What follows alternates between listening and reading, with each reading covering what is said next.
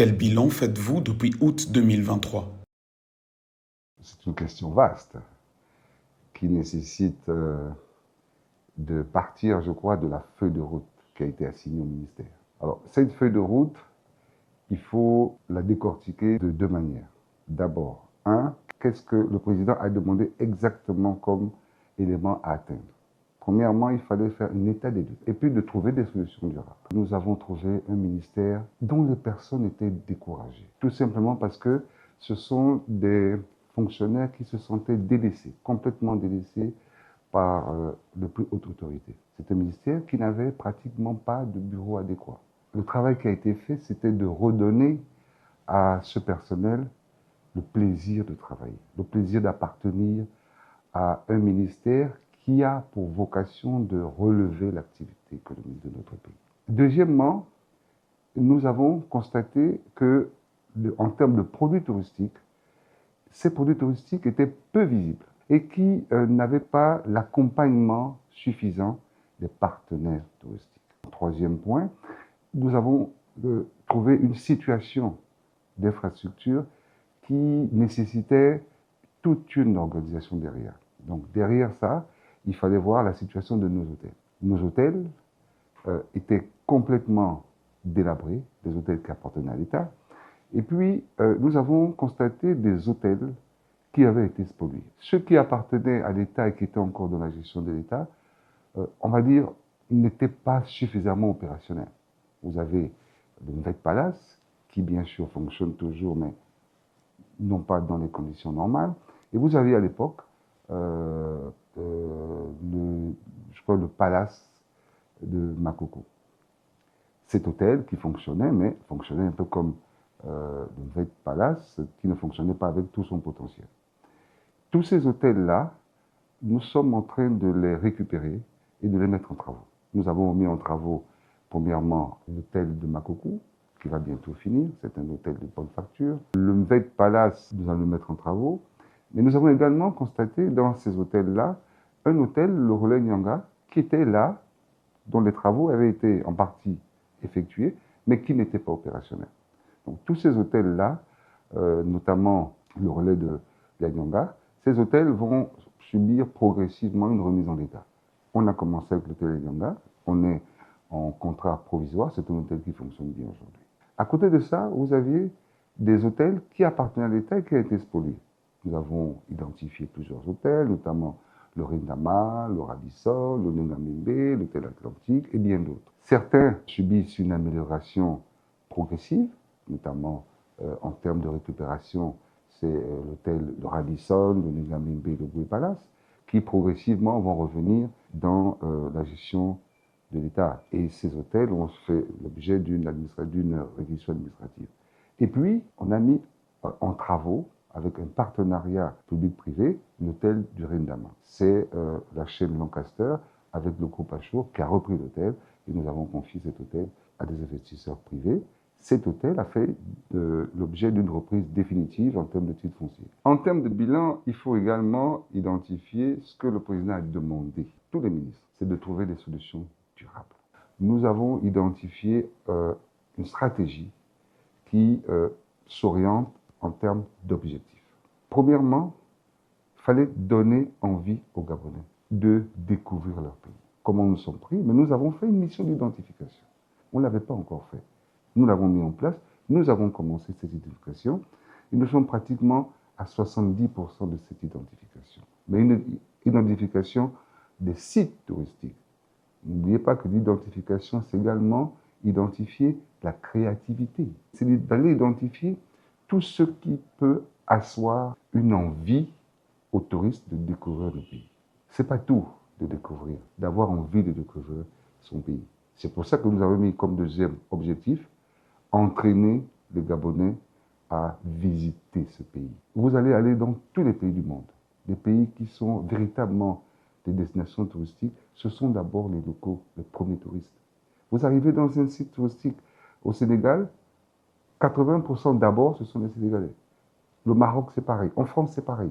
Et pour le faire, nous avons identifié des produits. Concentrons-nous d'abord sur la caravane touristique, qui est un produit d'appel. Cette caravane touristique, nous l'avons mis en place. on a quand même attiré 3700 visiteurs. Ces 3700 touristes, parmi ces 3700 touristes, il y a quand même 1200 qui ont participé à la caravane touristique. Plus de 2000 qui se sont déplacés chaque jour pour aller vers ces lieux touristiques. Je crois que nous avons donné envie suffisamment aux Gabonais de faire du tourisme. Et le pourcentage que l'on retient aujourd'hui par rapport à la population, c'est encore faible. Mais au moins, nous avons essayé. Et cet objectif, on peut dire, il va être atteint au fur et à mesure. Le troisième objectif, c'est de donner envie aux étrangers de visiter notre pays. Donc, il faut mettre à la disposition une très bonne communication. Quatrième objectif, c'est d'entraîner ces étrangers à venir visiter notre pays. Alors, ces deux derniers objectifs se réalisent, s'exécutent concomitamment. Tout ça constitue la stratégie à mettre en place et qui constitue véritablement une solution durable. Pourquoi la caravane reste-t-elle jugée trop chère par les Gabonais? Est-ce qu'on peut dire que la caravane coûte cher? Non, c'est pas comme ça qu'il faut aborder. Je prends un exemple. Vous prenez un Gabonais qui veut se rendre à Lambaréné, seul, sans tour opérateur, sans prestataire qui fait l'intermédiaire. Il n'a pas de voiture, il veut faire le tourisme. Il aura le transport à 5 000 francs. Il va arriver à Lambaréné, même s'il veut manger moins cher, il ne va pas dépenser moins de 5 000 pour le déjeuner. Le soir, c'est pareil, il va dépenser 5 000. Pour dormir dans une chambre normale, il va dépenser minimum 20 à 25 000. S'il veut prendre même le bateau pour aller faire un petit tour dans Lambaréné, il va dépenser à peu près 5 000. C'est une activité personnelle qui va occasionner pour cette personne-là à peu près 60 000 francs jour.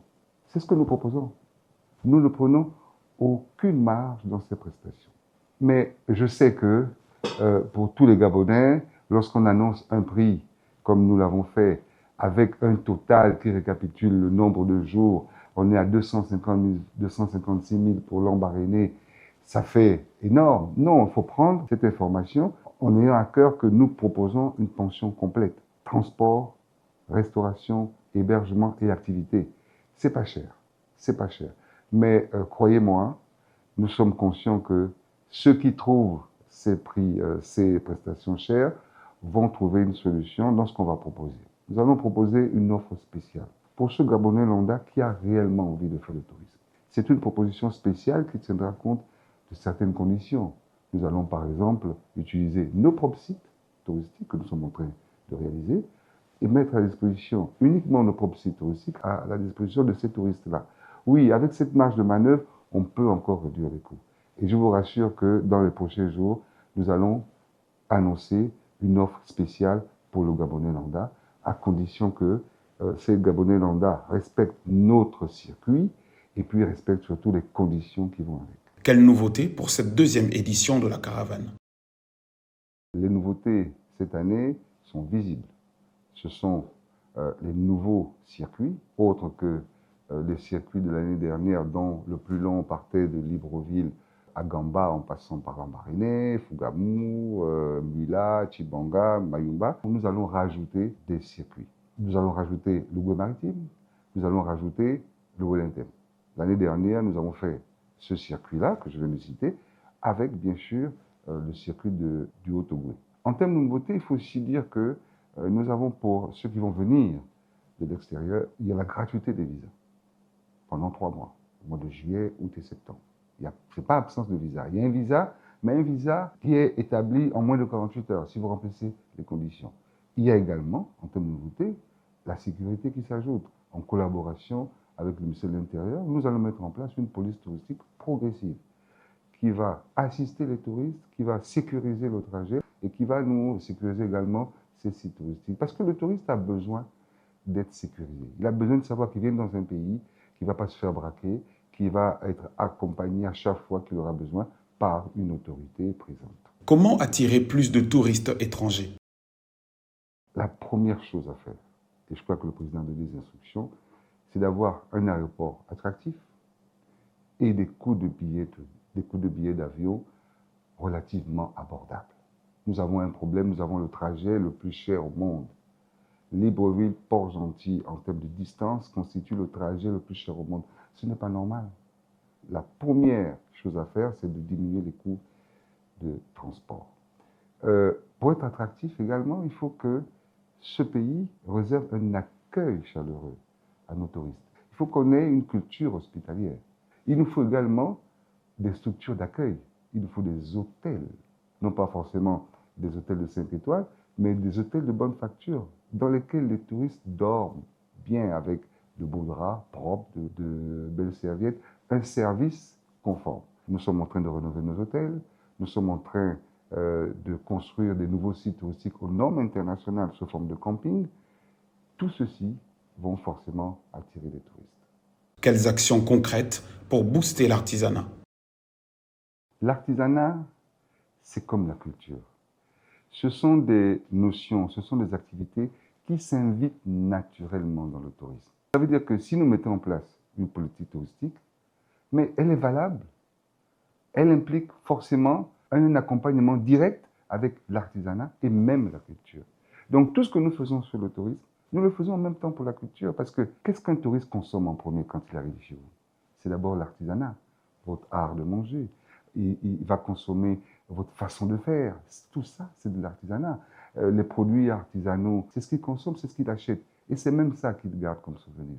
Donc, nous mettons en place une politique touristique, mais qui met en branle également toute la politique artisanale qui va avec. En termes d'accompagnement direct au niveau de l'artisanat, mais nous faisons la même chose.